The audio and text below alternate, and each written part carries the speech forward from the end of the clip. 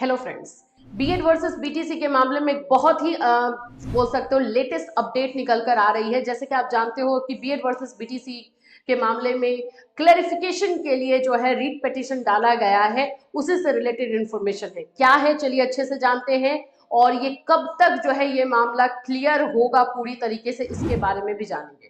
Friends, मैं आपको बता दूं, बीएड वर्सेस बीटीसी के मामले में एक रिट पिटीशन जो है डाला गया है, और ये बंगाल के जो है एक बीएड धारी है, जो उन्होंने बीएड किया हुआ है, उन्होंने उनके तरफ से डाला गया था, जिनका नाम अर्णव घोष है।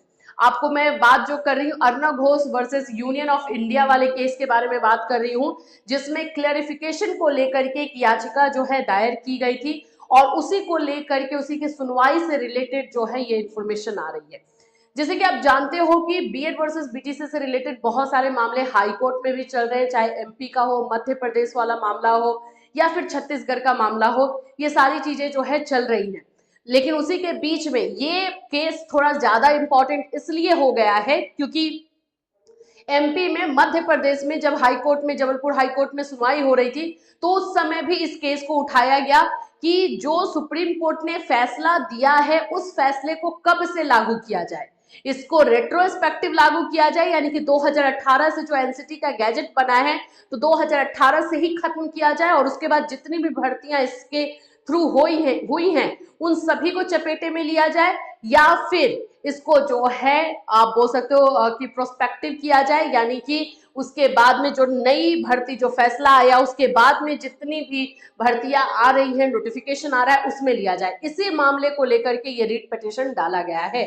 देखो यहां पर आप लोगों को मैं बता दूं, 28 नवंबर को ये सुनवाई होनी थी, हुआ नहीं।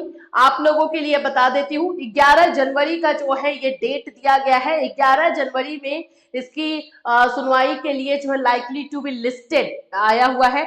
अब ये भी वही होता है कि 11 जनवरी को सुनवाई है, उसके 1 से 2 दिन पहले पता चल जाता है किस किस केस की सुनवाई होगी या नहीं होगी। लेकिन इस बार चांसेस है कि इसकी सुनवाई हो, क्योंकि अभी ये बीएड वर्सेस बीटीसी का मामला लगभग सब तरह से जो है बोल सकते हो एनसीटी की तरफ से, सब तरफ से जो है एक साइड कर ही दिया गया है। कोई इस पे जो है किसी भी तरीके का स्टेप भी नहीं ले रहा है। तो अब बस बच्चों को, बीएड वाले बच्चों को यही उम्मीद है, या इसी भरोसे पे है कि इसको जो लागू किया जाए वो जो है वो रेट्रोस्पेक्टिव ना हो।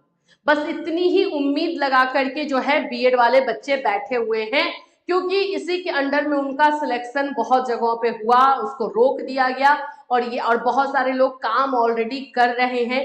बिहार वाला मामला आपको पता है, 6 फेज में बीएड के स्टूडेंट जिन्होंने भी ज्वाइन किया था उनको हटाने की बात कह दी गई है पटना हाई कोर्ट से। तो ऐसे करके बहुत सारे मामले हैं, एमपी में है, मध्य प्रदेश में है, छत्तीसगढ़ में है। ये सारे मामले जो है बोल सकते हैं कि इसकी वजह से जो है बीच में लटक सकते हैं। इसलिए ये मामला काफी इंपॉर्टेंट है, और अब इसकी सुनवाई जो है आपको 11 जनवरी को होने के लिए है।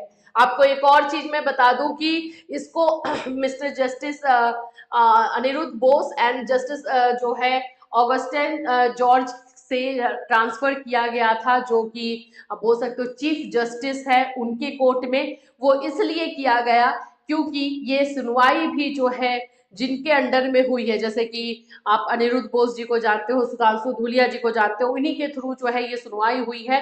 तो इसमें आगे ये कब से लागू हो, कब से ना हो, ये भी इन्हीं के थ्रू जो है किया जाए तो सही रहेगा।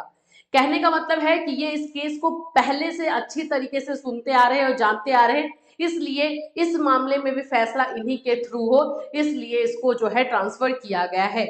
अब इसमें सुनवाई क्या होगी और किस तरह से बातों को रखा जाएगा, ये देखने वाली बात है। 11 जनवरी का दिन हम बिल्कुल नजर बैठा करके रखेंगे कि क्या क्या चीजों पे जो है बोल सकते हो डिस्कशन हो रहा है, कौन कौन से पॉइंट्स को रखा जा रहा है। ये बात है कि 11 जनवरी को फैसला तो नहीं आएगा, क्योंकि इसमें बहुत सारी चीजों का भी डिस्कशन होना बचा हुआ है।